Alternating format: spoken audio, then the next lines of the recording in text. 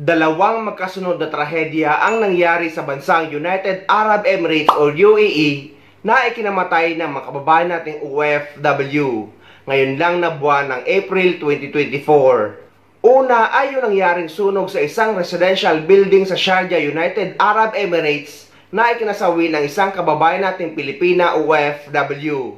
At kritikal naman ang kalagayan ng asawa nito na isa ding OFW na sabay iuwi ng ating gobyerno sa Pilipinas. Isang Pilipina ang nasawi matapos matupok ang isang residential building sa UAE. Ayon sa Philippine Consulate General in Dubai, isa siya sa 5 namatay sa sunog noong Huwebes. Nagpaabot na ng pakikiramay ang ahensya sa pamilya ng nasawi. Binabantayan na rin daw nila ang lagay ng kanyang asawa na isang OFW. Nasa kritikal na kondisyon din kasi ang kanyang asawa na ngayon ay nasa ICU. Nagpapagaling na rin daw ang 11 pang mga Pinoy na nadamay sa sunog. Sa ngayon, pinoproseso na ang repatriation ng mag-asawa. Nangako rin ang DMW na mag-aabot ito ng tulong sa mga apektado. Sumunod na trahedya ay ang nangyaring matinding ulan at baha dito sa United Arab Emirates na ikinasawi naman ng 3 nating kababayang OFW dahil sa suffocation at pagkahulog ng sasakyan dahil sa matinding baha. Tinutulungan na ng gobyerno ng Pilipinas ang pamilya ng 3 OFW na nasawi sa pagbaha sa United Arab Emirates. Ating saksiyan. Malakas na dagundong ng kulog na sinabayan ng ugong ng malakas na hangin at ulan. Halos walang makita sa kalsada na tila binalot ng hamog sa gitna ng hagupit ng hangin. Tila naging ilog ang mga kalsada. Halos bubong na lang ang kita sa ilang sasakyan. Hanggang ngayong araw, tila may lawa pa rin dahil sa pagbaha sa gitna ng desyertong Dubai. Kaya naman ang ibang residente gumamit na ng kayak para makalabas ng bahay. Sa kuhang ito ng OFW na si Vincent Tambong, kita ang dami ng mga stranded sa kalsada, gayon din sa istasyon ng tren. Yung mga mabababang parte ng Dubai is napakahirap po kasi lalo na po yung mga mabababang lugar. Marami ding sasakyan yung mga tumubog eh. Ayon sa mga eksperto, malamang ay epekto ng climate change ang kakaibang panahong naranasan sa Dubai. Maaari rin daw na nagpalala sa sitwasyon ng pagbaha doon ang kawalan ng drainage infrastructure sa naturang bansa. Ayon sa Department of Migrant Workers, 3 OFW ang nasawi dahil sa masamang panahon sa UAE.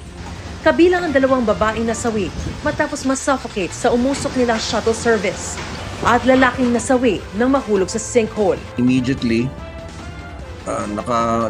nakipag-usap na tayo sa kanilang pamilya, personal, pununtahan ito ng ating mga regional officers. In fact, kagabi nga kausap ko yung kapatid ni Dante, na Dante rin ang pangalan sa Lucena. All of the family members of itong mga OFWs natin na sumakabilang buhay. Nailigtas naman ang 2 pang Pinoy na kasama ng lalaking OFW, pero isang kritikal ngayon habang inoperahan naman sa binti ang isa pa. Inaayos na raw ng gobyerno ang mga kailangan para maiuwi sa bansa ang mga labi ng mga nasawi. Sa ngayon maaraw na sa Dubai pero patuloy ang aberyang dulot ng baha tulad sa Dubai International Airport. Bumuba na ang ulan at ang baha pero may ilang bahagi pa rin na mayroong tubig, around 650,000 ang OFW. But in terms of yung affected, nagdi-distribute, nagsasagawa ng relief goods operation, distribution ngayon. Isa pa sa problema roon ang pagbalik sa trabaho dahil sa mataas na tubig sa maraming kalsada at establishmento gaya sa kainang ito. Mula noong Tuesday, wala po kaming tubig.